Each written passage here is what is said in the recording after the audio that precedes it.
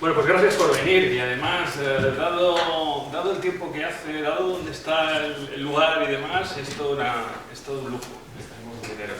Y como decía Jesús antes, en cualquier momento interrumpís, no hay ningún problema porque esto es una jornada más que unas presentaciones, que vamos a hacer 3 presentaciones aproximadamente de 30 minutos, 3 pequeñas ponencias, en las cuales vamos a hablar un poco pues eso, del mercado de las startups, del ecosistema startup, de la transformación digital y un poco cómo se cuela el coaching ahí o cómo puede unir el coaching ahí estos dos conceptos, startups y transformación digital. Vamos a intentar eso, pues que hoy por lo menos nos llevemos una idea o varias ideas sobre este particular. Yo voy a coger esto.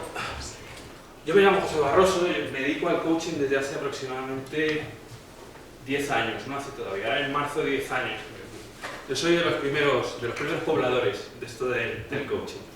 Ahí tenéis, bueno, si queréis comunicar conmigo después de la presentación, ahí tenéis tanto redes sociales como el correo electrónico, etc. Y yo cada vez que hablo de coaching me veo en la obligación, y esto vais a perdonar, 3 minutos nada más, de decir exactamente qué es coaching, porque realmente hay una confusión muy, muy importante sobre el tema. A ver, coaching es una herramienta, es simplemente una herramienta. Es cierto que es una herramienta potentísima, yo creo que es la herramienta más potente que hay, fundamentalmente para facilitar los cambios y para, sobre todo, el desarrollo personal y profesional. Desde luego, cuando uno hace coaching hay un antes y un después, normalmente, sean empresas o sea personalmente, pero sigue siendo una herramienta. Os lo digo porque seguramente si no estáis muy metidos en el mundo del coaching vais a escuchar muchísimas cosas sobre ello que, bueno, pues que no son reales. Realmente lo que hace el coaching trabaja sobre dos campos. Eso, la facilitación de los cambios y la facilitación de la toma de decisiones y el desarrollo personal y profesional. Y vital, incluso, podríamos decir. ¿De acuerdo? En el aspecto, porque hay una rama de coaching que se dedica más a trabajar con el desarrollo personal. ¿Vale? Esto lo puse esto es una pantalla de Instagram. Lo puse un día un poco harto de las cosas que veía. Porque es que realmente lo que os he contado es todo lo que es decir, es una herramienta. No es formación, no es entrenamiento tampoco, no es mentoring, no es consultoría. Simplemente es coaching, es decir, es otra cosa. Más allá del término en inglés y más allá de la acepción que pueda tener el término, por ejemplo en la parte deportiva, que se puede confundir bastante, no existe el coaching con apellidos, todo lo demás es marketing. Es decir, vais a oír y estaréis oyendo coaching nutricional, coaching político, coaching actoral, coaching comercial, hasta coaching sexual, porque últimamente incluso hay coaches que se dedican a la sexología y se llaman coaches sexuales. En fin, esto son apellidos y es puro marketing. El coaching es uno y evidentemente sí que tiene muchísimas aplicaciones. Y entre una de esas aplicaciones está, fundamentalmente cuando trabajas con empresas, todos los procesos en los cuales se ven involucradas esas empresas en cuanto a una transformación integral. Cambios estructurales, por ejemplo, una fusión, por ejemplo, una compra, o por ejemplo, un concepto que, bueno, pues es uno de los conceptos que hoy vamos a tratar aquí, la transformación digital. Es muy adecuado o se emplea cada vez más o se está empleando más en la transformación digital. ¿Por qué es esto? Pues básicamente porque luego veremos un poco, Sixto Arias nos hablará un poco más a fondo de lo que es la transformación digital, pero con independencia un poco de que él nos comente bueno, pues el concepto, la aplicación y demás, yo tengo que decir que hay una parte muy importante dentro de los procesos de transformación digital que bueno, pues muchas veces no se tiene en cuenta. Y esa parte tiene que ver fundamentalmente con, más allá de la formación que puedan tener las personas que van a pasar esa transformación digital, más allá de las herramientas digitales, más allá de las herramientas, perdón, que se utilicen en esa transformación digital, hay una parte que tiene que ver mucho con lo que llaman el mindset que lo conocemos todos, la mentalidad colectiva necesaria para poder aplicar esa transformación digital correctamente. Y eso que tiene que ver mucho con ese mindset se llama resistencia al cambio. ¿De acuerdo? Repito, independientemente de la formación que se haga, independientemente de, bueno, pues, de las herramientas, de la selección de herramientas incluso que se haga para poder trabajar luego después. ¿De acuerdo? Fijaros que ese cambio de mindset supone muchísimo más energía que el propio aprendizaje.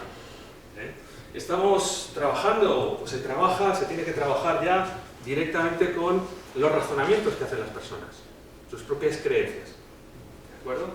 Y propias creencias que, bueno, pues las personas nos impregnamos de esas creencias desde que nacemos y aproximadamente a los 9 años ya tenemos construido un pequeño mundo en nuestra propia realidad, incluso aparte de la realidad habitual.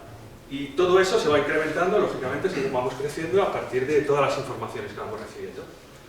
Y en transformación digital yo mismo he podido ver que hay tres puntos importantes que, bueno, pues hay que cambiar, por decirlo de alguna manera, o que hay que trabajar con las personas que están dentro de esa transformación. Hay creencias, además, muy limitantes sobre las capacidades. ¿Voy a ser yo capaz de aplicar esto que vamos a aplicar en los próximos años? Yo, en mi puesto de trabajo, en mi día a día, ¿voy a poder con ello? O con respecto al futuro, hay muchas creencias negativas con respecto al futuro también. Esto me va a quitar el trabajo, lo habréis oído 20.000 veces. Al final esto está preparado para que, ya verás tú, vamos a perder nuestro trabajo, está preparado para eso, porque nos van a sustituir. Y en cuanto a la conveniencia también, eso es lo más normal. Y si estamos utilizando lo que estamos utilizando y nos funciona, ¿para qué narices vamos a cambiar? ¿Para qué narices tenemos que cambiar? Y esto es una parte muy importante para trabajar con ella, porque esto, al fin y al cabo, son resistencias emocionales.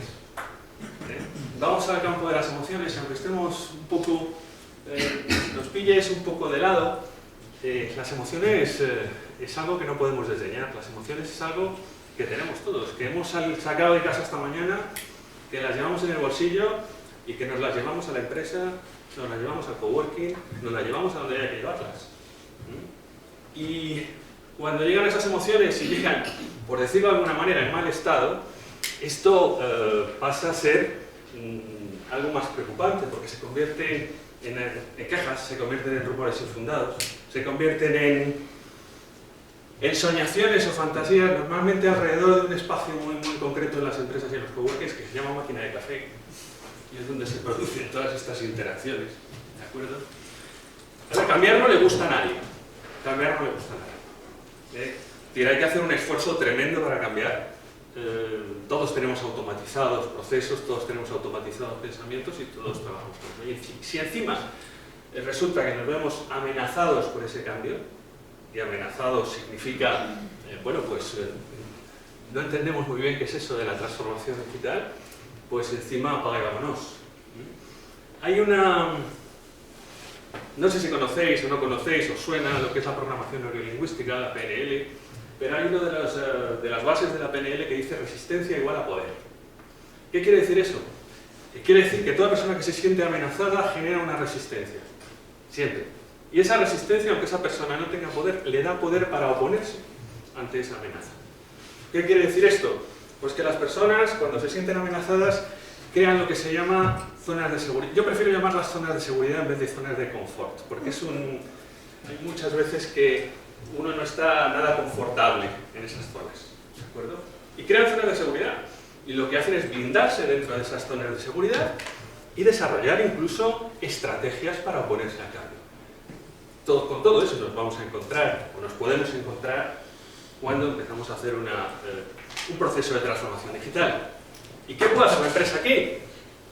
Pues hay algo que es importantísimo y que curiosamente yo me he encontrado que no se suele hacer: explicar el por qué y el para qué. ¿Por qué lo hacemos y para qué lo hacemos?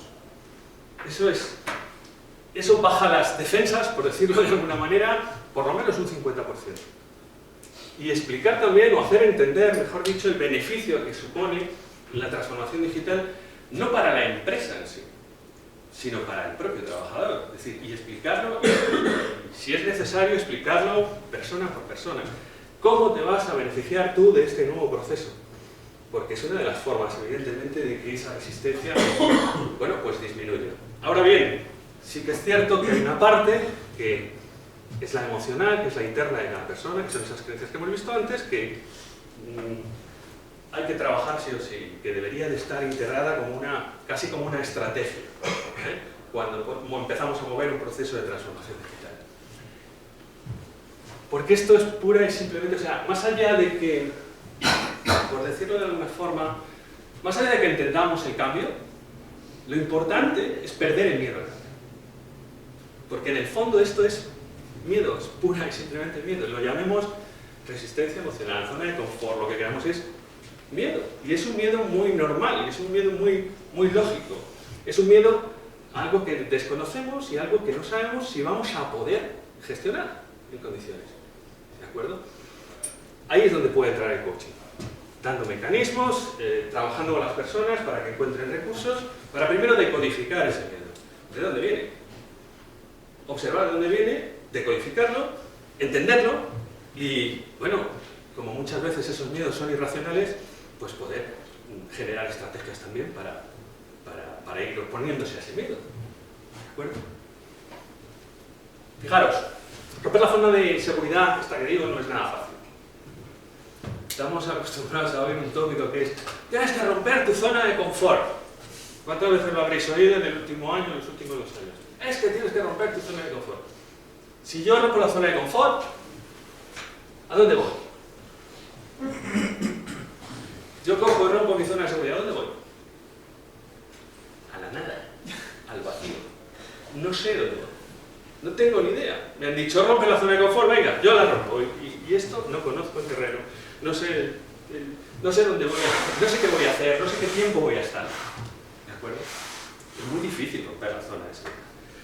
Hay que dar estrategias y en coaching lo que hacemos es intentar dar estrategias. Hay una primera estrategia que lo que supone es, bueno, pues intentar ampliar esa zona de confort. ¿Cómo? Pues trabajando con la persona para que esa persona encuentre registros, habilidades, si quieres también herramientas para que pueda moverse cada vez en un terreno más amplio y pueda ampliar esos márgenes y se sienta cómodo y se sienta seguro. Esto está muy bien, es muy preciso y es pues un proceso bastante probado, por decirlo de alguna forma, bastante seguro, pero es bastante lento también. Y eso a las empresas, lentitud y empresa, por hoy, parece que es complicado. ¿Qué se suele hacer? Se suele hacer otra cosa, que es crear una segunda zona de seguridad. ¿Qué quiere decir esto? Bueno, pues trabajar con la persona para que esa persona en su mente empiece a ver qué recursos, qué necesita para estar en una zona en la que esté tranquilo, trabajando con, bueno, pues por ejemplo, con un proceso de transformación digital. En la práctica sería que esa persona se viera pues manejando esas herramientas, lo que tuviera que manejar para poder de alguna manera estar tranquilo y conocer el terreno que pisa. Eso es un objetivo. Es decir, lo que hacemos con esa persona es trabajar un objetivo. ¿De acuerdo? ¿Y qué tenemos que hacer a partir de ahí? Pues directamente ayudarle a llegar al objetivo. Es decir, trabajar con él para ver qué necesita, qué es lo que tiene, qué es lo que no tiene, con qué se puede encontrar para llegar al objetivo. ¿De acuerdo? Eso se llama plan de acción, o le llamamos plan de acción, porque es algo que, bueno, pues que normalmente hacemos en los procesos de coaching. Generamos un plan de acción para que la persona lo siga y acompañamos en el plan de acción. Y esto es un poco lo que hacemos cuando hay un proceso de este tipo, un proceso de transformación digital. Trabajar una segunda zona para que esa persona pueda salir de su zona de confort o de su zona de seguridad sabiendo dónde va.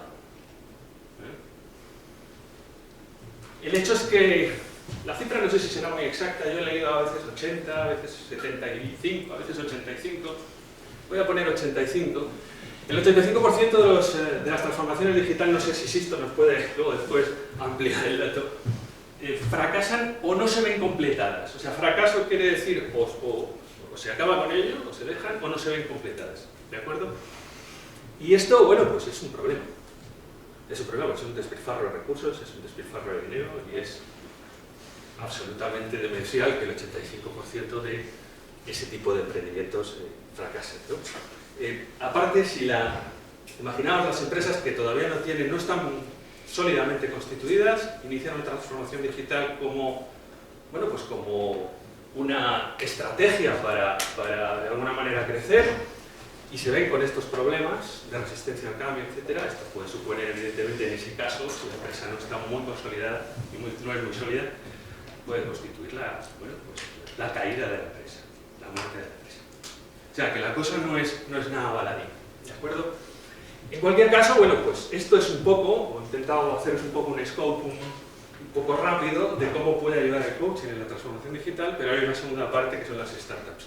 Porque claro, las startups, ese mindset digital que decíamos antes, ya nacen con él, sobre todo las startups de base tecnológica. Toda startup ya, hoy por hoy, ya ese mindset digital lo tiene, no tiene que hacer demasiados cambios. Entonces, ¿cómo puede ayudar el coaching a las startups? Bueno, pues de alguna manera, lo primero, lo que evidentemente, y esto es una prioridad, si la startup es proveedora de tecnología para la transformación digital, hombre, se va a beneficiar evidentemente de todo esto, es lógico. Es más, yo, bueno, con toda startup que hablo, que se dedica a proveer servicios, a proveer consultoría, a proveer herramientas para este tipo de trabajos, bueno, les comento que sería muy bueno que hablaran con sus clientes es la fase de proyecto, sobre todo, y les advirtiesen de que el proceso pudiera fracasar por un tema de resistencia al cambio. Y que de alguna manera también pongan en su momento, bueno, pues encima de la mesa, pues la posibilidad de contar con profesionales que ayuden a ese cambio. Yo personalmente he acompañado a una de ellas en ese camino y tengo que decir que la experiencia ha sido muy buena. Y sobre todo la experiencia es muy buena para la startup, porque ha ganado muchísimos enteros de cara sobre todo a la confianza del cliente, porque claro, el cliente ya estaba advertido de que esto podía pasar. Implementaron unos servicios de coaching para trabajar con personas determinadas que, bueno, pues más o menos se intuía que podían resistirse más a ese cambio y ha funcionado. La empresa está funcionando y no ha habido ningún tipo de problemas. Pero más allá de eso, más allá de que se puedan beneficiar las startups de eso, hay una parte que es fundamental, que es donde solemos trabajar, que es en esta zona de puesta en marcha y la zona de lanzamiento, que es la fase pura, digamos así, lo que conocemos como la fase de startup, ¿de acuerdo? En ese ciclo del emprendedor. También se suele trabajar en la fase de desarrollo, pero eso de forma más puntual, de forma más concreta. Ahora vamos a ver, voy a daros un poco un scope de esto. Fijaros en este hombre de aquí, el clásico emprendedor. Si pudiéramos parar el tiempo y le pudiéramos hacer un escáner mental y proyectarlo aquí en esta pantalla, seguramente veríamos muchísimas más cosas que eso, en cualquier momento. O sea, fijaros la cantidad de cosas que se pueden tener en la cabeza y esta persona, repito, además lo tiene muy bien ordenado, parece, se ve todo lo que... Pero la realidad es que no solo pensamos en esto. Es decir, no solo pensamos en el día a día de nuestra startup, no solo pensamos en el día a día de nuestra empresa. También tenemos, bueno, pues ciertos... digamos que ciertos temores, por decirlo de alguna forma. Existe el temor, y ya son temores internos, temor a tomar decisiones, presión por parte de la familia, por parte de la pareja, los problemas con los proveedores, con los clientes. Es decir, todo eso, unido a que, bueno, pues no suelen ser fases en las cuales cuidemos mucho nuestra alimentación, nuestro descanso, todo este tipo de cosas, pues hace que seamos los emprendedores carne de estrés. Y el estrés tiene dos... Aparte de dar muchos problemas, tiene dos características fundamentales. La primera y más importante, que lo que quiere decir es básicamente que perdemos energía. No encuentro la palabra exactamente para decirlo, pero es perder energía fundamentalmente. El estrés roba muchísima energía y roba muchísima energía sobre todo para resolver esto que tenemos en la cabeza. ¿De acuerdo? Y lo siguiente que provoca el estrés es una disminución, pero casi logarítmica, de la automotivación. al no llegar, y vemos que no llegamos, y no llegamos, y no llegamos, se produce una disminución muy importante de la automatización. Esos son los dos factores fundamentales que el estrés causa en el emprendimiento. Y vemos, al final lo vemos como esto, vemos una escalera empinadísima, vemos muchísimos peldaños, lo vemos casi desde abajo como si fuera un tobogán, más que como una escalera, y al final hay neblina, no sabemos dónde está al final siquiera. ¿Qué pasa con esto? Pues que evidentemente entra el bloqueo, entra el agobio, entra el cansancio, y muchas veces ante esa escalera, ante ese tobogán, el emprendedor dice, se acabó. Bueno, si existiera algo que permitiera minimizar todos esos síntomas o acabar directamente con ellos y de alguna manera solo destinar la energía o conseguir que solo se destine la energía a lo que se tiene que destinar, que es a resolver los problemas del día a día y no al resto de cosas que pueden influir, pues eso existe, se llama coaching. Y tengo que deciros que el coaching en cualquiera de los ciclos del emprendedor, esos que hemos visto antes, asegura que los procesos sean bastante más rápidos, que los procesos sean menos trabajosos y que los procesos lleguen a buen término, la mayor parte de ellos. Y digo lo asegura. Y además, no me duele prendas en decirlo, yo creo que, fijaros, el coaching es idóneo para aplicarlo precisamente sobre emprendedores, sobre pequeñas empresas, sobre startups y sobre emprendedores individuales incluso. ¿Por qué? Porque va directamente al motor del negocio. No pasa como las empresas grandes, que no va directamente hacia el motor del negocio. Aquí ya va sobre los propietarios, o va sobre los socios, va sobre directamente los motores del negocio. ¿De acuerdo? Y, por tanto, pues evidentemente hay una parte que es el retorno de inversión famoso, que es un retorno de inversión prácticamente inmediato. Se nota enseguida cuando está aplicado. ¿De acuerdo? Por eso digo que lo asegura. De esto se han dado cuenta ciertos organismos oficiales. No sé si os suena el programa Horizonte 2020, sí, el H2020, vale. Esto parte de una agencia, de la agencia de la Unión Europea para la Pequeña y Mediana Empresa, la EASME, considera, en las dos fases de implementación de ayuda a las startups, considera la figura de lo que llaman un business coach, que acompañe a esas startups tanto en la fase de creación como en la fase de lanzamiento, cualquiera de las dos fases.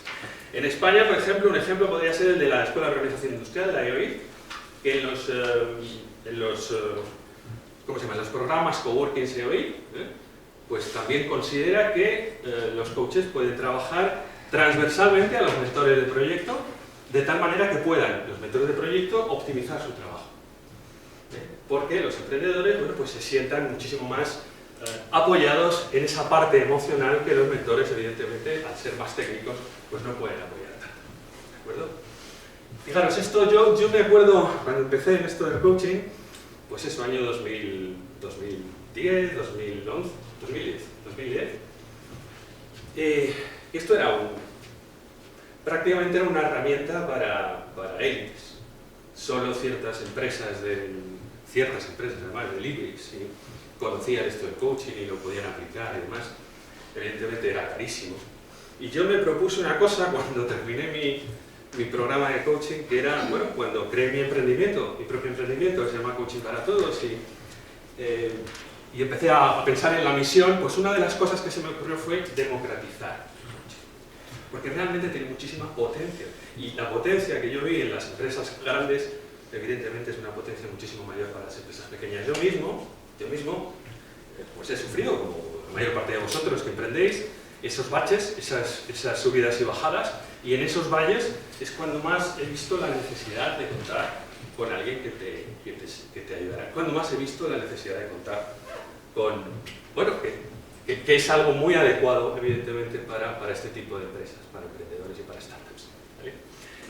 Solamente por daros unos datos más, en Estados Unidos, el 75% de las empresas de base tecnológica, de las startups de base tecnológica, en cualquiera de las fases, ha contado con un coach.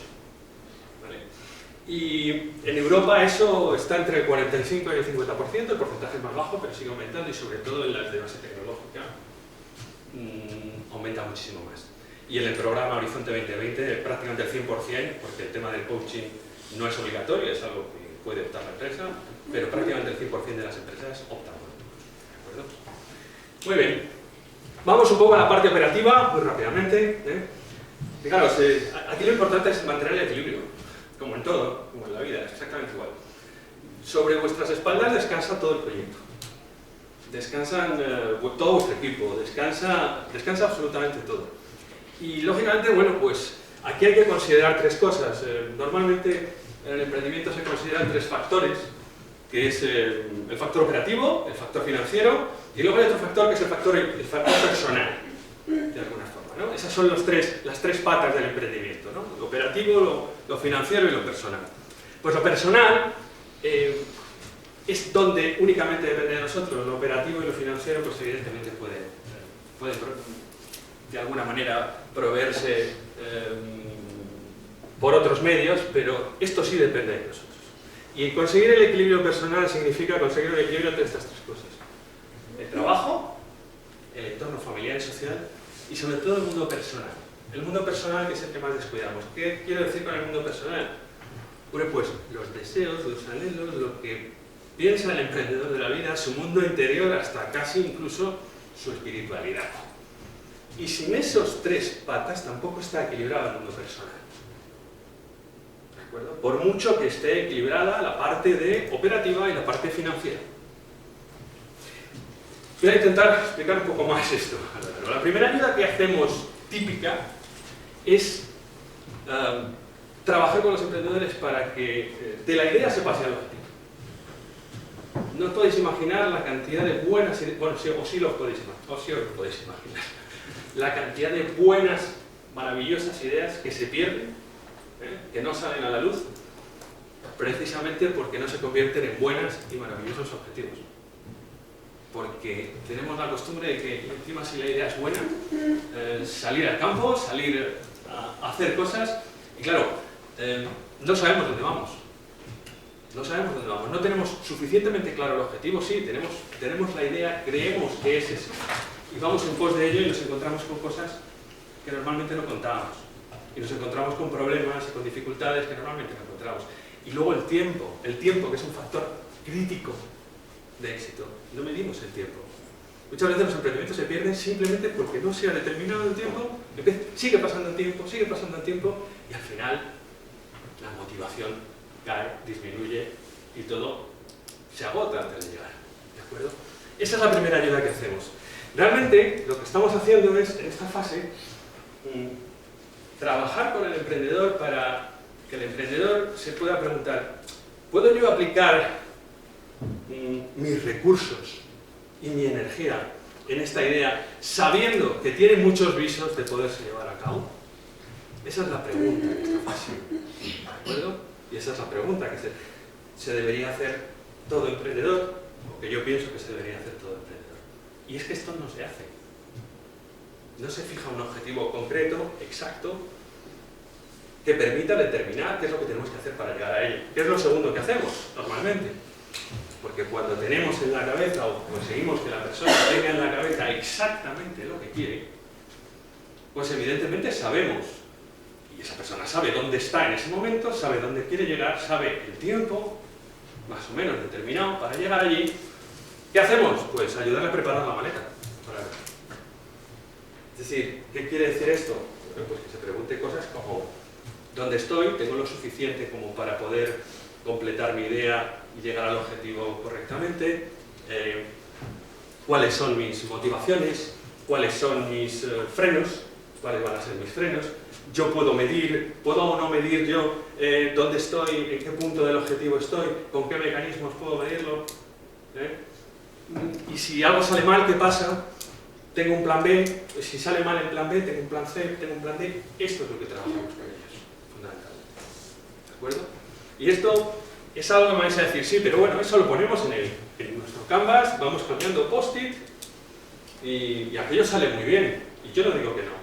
Pero cuidado, hablaba yo antes de la realidad y que vamos teniendo creencias cada vez más potentes y bueno, vemos la realidad la vemos a través de nuestros filtros. No sé cuántas personas somos aquí, 20 quizás. Bueno, aquí hay 20 realidades y fuera hay una realidad por cada persona.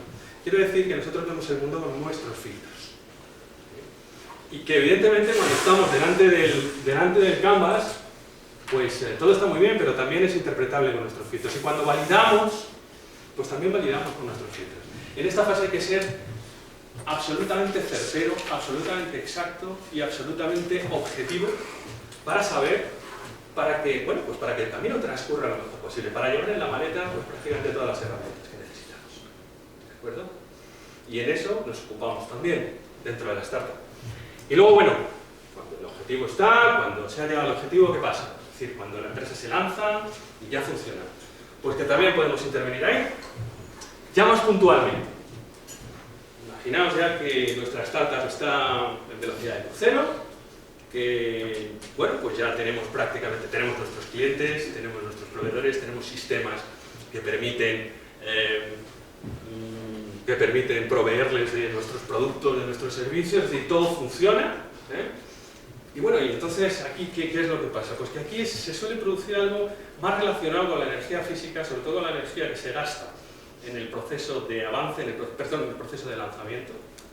Y en esta parte, que es la de consolidación, esa energía es menos, y hay que ocuparse de muchas más cosas. Hay que estar atento a muchas más cosas, a pesar de que las cosas funcionen. Y también tiene que ver con los condicionamientos un poco mentales.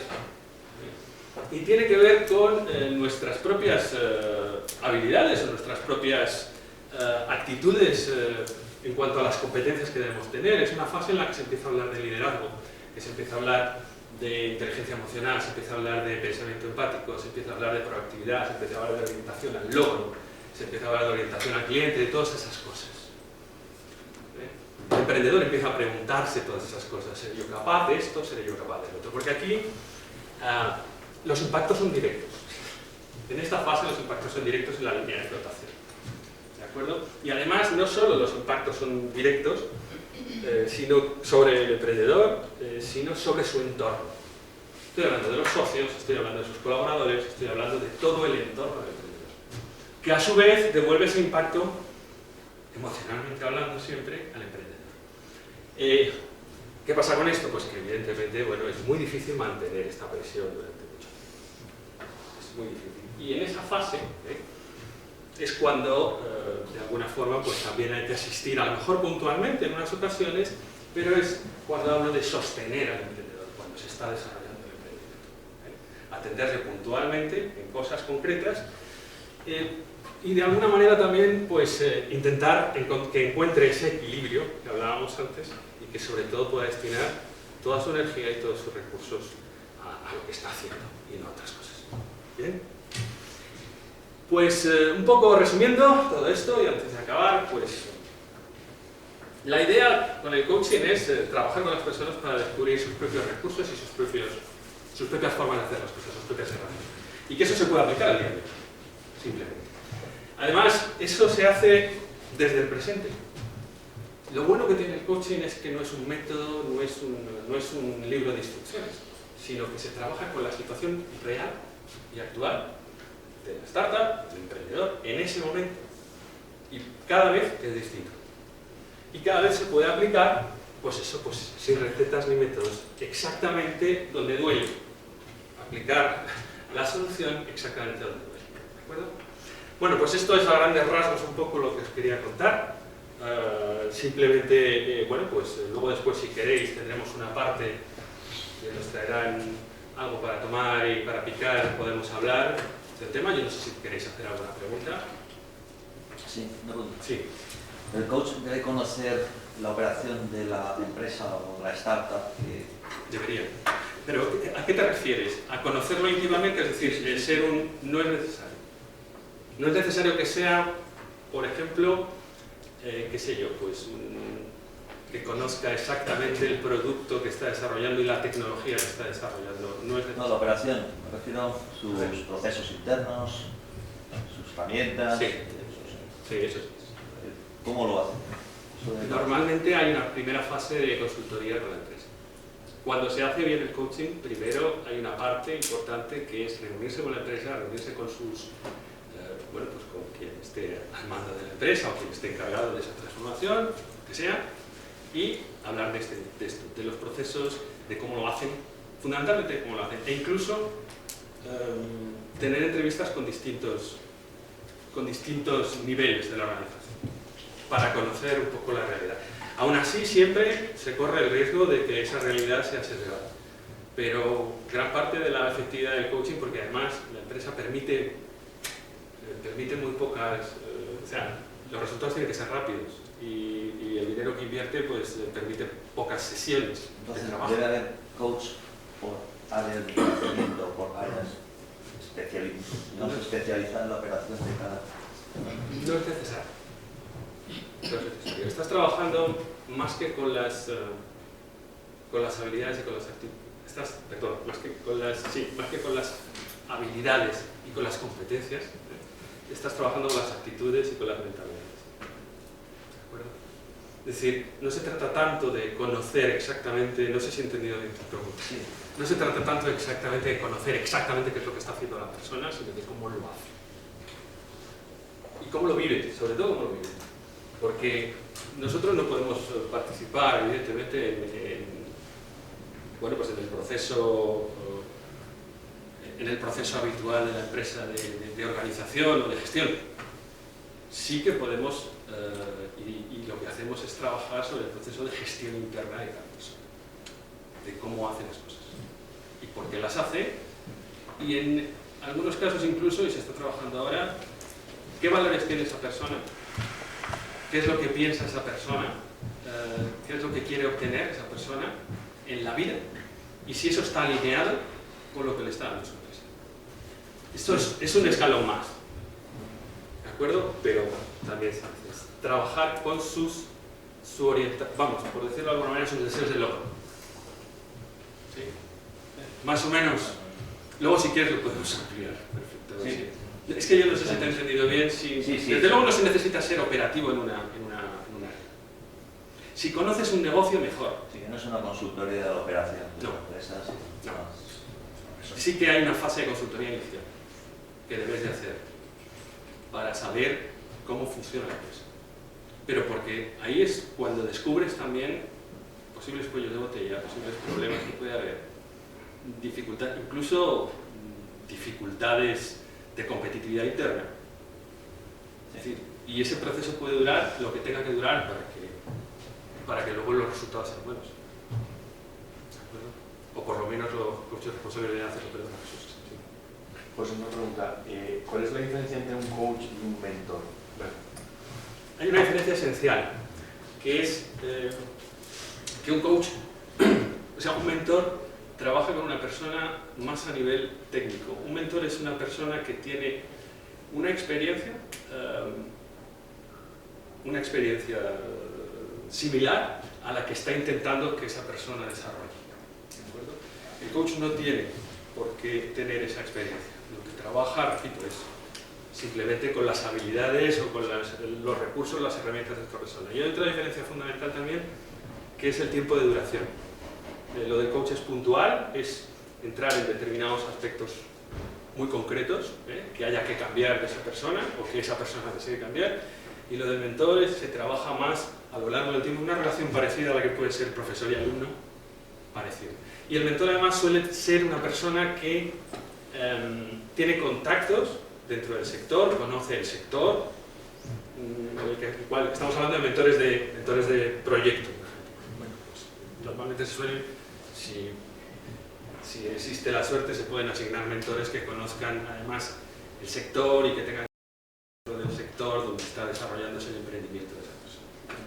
Básicamente, no sé si eso responde a tu pregunta, pero más o menos. Lo que lo has clavado, se define así el mentoring. Yo es que llevo años siendo mentor y es muy distinto. Yo solo sé, o sea, ayudo en lo que sé. En marketing, en ventas, a startups de fase de crecimiento y de sector B2B. Y es la parcela en la que yo soy capaz de mentorizar. En otros no tengo ni idea. Y en coaching no tengo ni idea cómo llegar a la persona. Entonces, el mentor ha pasado por experiencia, por ese sector, y la duración también ha sido una relación formal y firmada también, a nivel de confidencialidad, un periodo mínimo de unos 6 meses. El estándar son 6 meses de relación de mentoring y luego ya la rompes. El mentorizado hay que seguir su vida y puntualmente llevan a su mentor, pero también hay que romper ese vínculo, que ya el emprendedor o el empresario sepa también caminar solo. Y a nivel económico, el mentor y el coach, ambos tienen fines económicos. Nada que ver. El mentoring puro, como yo lo practico, es sin ánimo de lucro. Vale. Algunas accionadoras sí que te dan un pequeño porcentaje por el tiempo que tú inviertes, porque somos,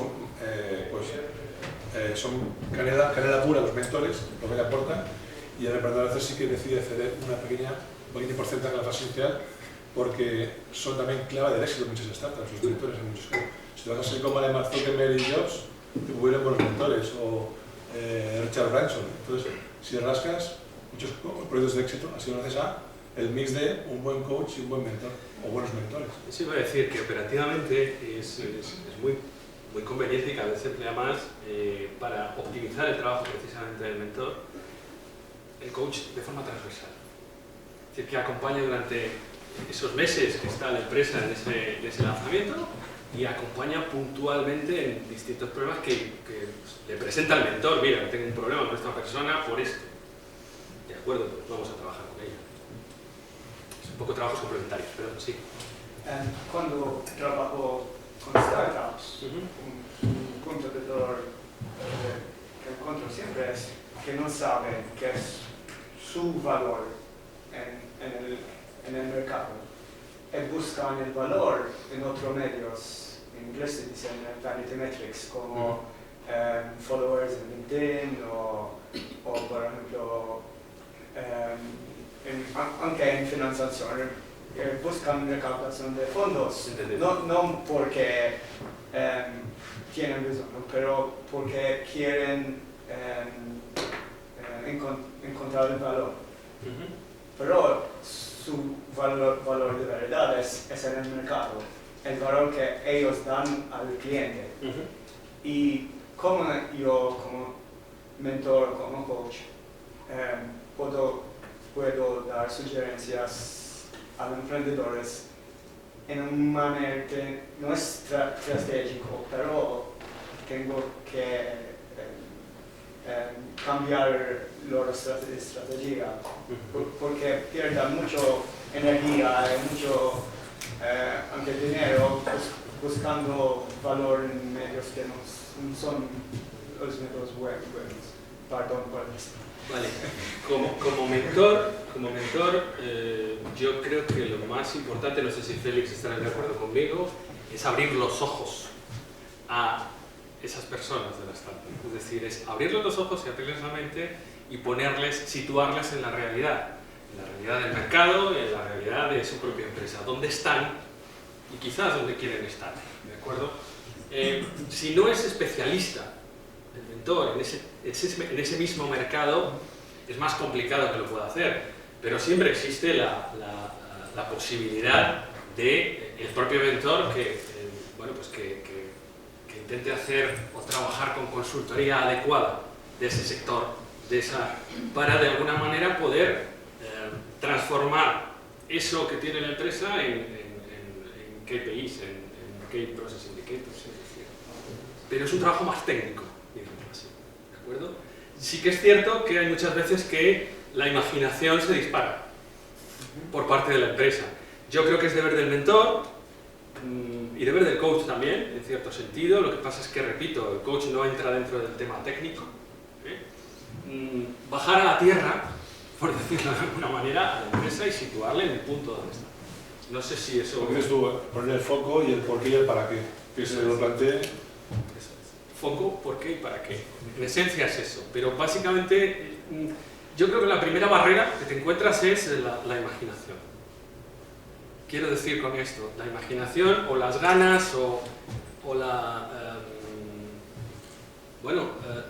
propia, no sé cómo decirlo, la propia, no encuentro la palabra, pero la idea al final lo que hace es lanzar a la gente y lanzarla con una euforia, que no encontraba la palabra, con una euforia desmedida. Esa euforia hay que, de alguna manera, tamizarla, materializarla y evidentemente manteniendo, y eso es una parte muy importante, manteniendo esa parte de automotivación, hacer descender la euforia hasta niveles que se puedan tocar y niveles que se puedan trabajar en ellos. Perdonad que no encontraba la palabra euforia. Las cosas del biológico mental. Muy bien, no sé si tenéis alguna pregunta, si no, pues dejo paso a Félix.